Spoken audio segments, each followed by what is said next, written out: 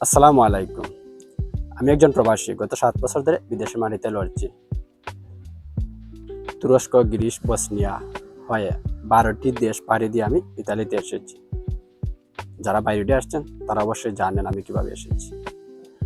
এখানে আমার প্রায় ৫ বছর হয়ে গেছে। আমার মতো প্রায় ৮০% ইউরোপ প্রবাসী ভাই এসেছেন মৃত্যুর সাথে পাঞ্জা লড়ে। কিন্তু আমার প্রশ্ন হলো, এই যে এত ঝুঁকি, এত রক্তপানি করা পরিশ্রম, এটা কি সারা জীবন অন্যের অধীনে চাকরি করে খাওয়ার জন্য? মিডল ইস্টে যে বাইডি সার্ভিস ডিগ্রি তাপে কাজ করছেন, আপনারা আপনাদের বাবা, চাচা অথবা মামাদেরকে দেখেন সৌদিতে ১৫-১৬ বছর কাটিয়ে দেশে এসে এখন কৃষিকাজ করে খেতে হচ্ছে। গ্রীষ্মের মানরদা যে বাড়িটি ডাক্তারদের নিষেধ থাকা সত্ত্বেও স্ট্রবেরি খেতে কাজ করছেন, আপনারা কি ভেবে দেখেছেন ১০-১৫ বছর পর আমাদের ভবিষ্যৎ কি হবে? আমাদের পরিবারের ভবিষ্যৎ কি হবে? আমরা কি বৃদ্ধ বয়সে অসুস্থ শরীরে ওভারটাইম করতে চাই?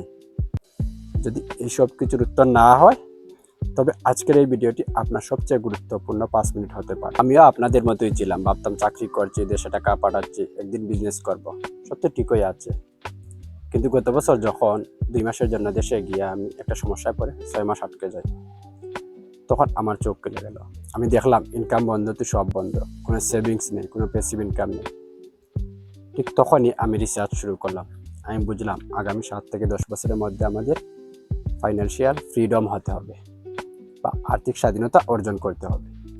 আর সেটা পেতে হলে আগামী ২ থেকে ৪ বছরের মধ্যে আমাদের হয় বিজনেসে মুভ করতে হবে অথবা একজন ইন্টেলিজেন্ট ইনভেস্টর হতে হবে।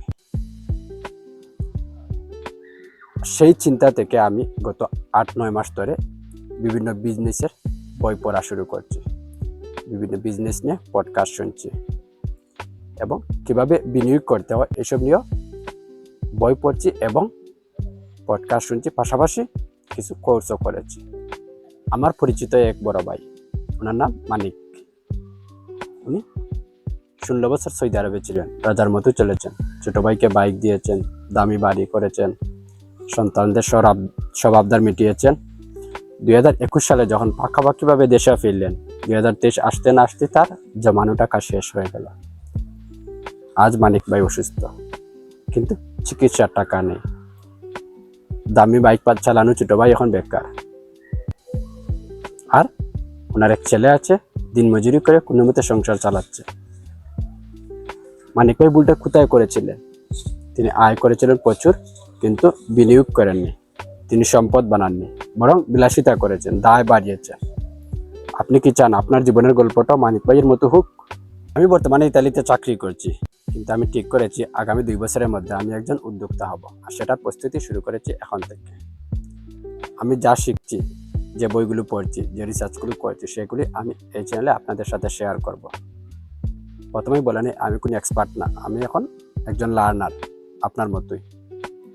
কিন্তু আমি যা শিখবো, যা রিসার্চ করে পাবো, আপনাদের সাথে তাই শেয়ার করব, যাতে আপনারা সহজে শিখে নিতে পারেন। এই চ্যানেলে আমি শেয়ার করব কিভাবে প্রবাসে টাকা সঞ্চয় করবেন। বিজনেসে যেতে হলে শুরুতে আপনি সঞ্চয় করা শিখতে হবে, আর সঞ্চয় করতে হলে আগে আপনি নিজের খরচকে কন্ট্রোল করতে হবে। কিভাবে মানি ম্যানেজ করবেন, কিভাবে বিজনেসের জন্য প্রস্তুত হবেন, প্রবাস জীবনে মানি ম্যানেজের সাথে কিভাবে ফ্যামিলি ম্যানেজ করবেন, কিভাবে প্রবাস জীবনে বেকারত্ব দূর করবেন, চাকরি থেকে উদ্যোক্তা হওয়ার গল্প, আমার ভুল, আমার শিক্ষা, সবকিছু আমি এখানেই শেয়ার করব।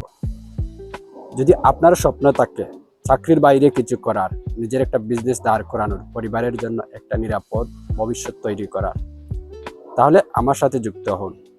চলুন একসাথে স্বপ্ন পূরণ করি। মনে রাখবেন, স্বপ্ন দেখা কোনো অপরাধ না, স্বপ্ন পূরণের চেষ্টা না করাটাই অপরাধ।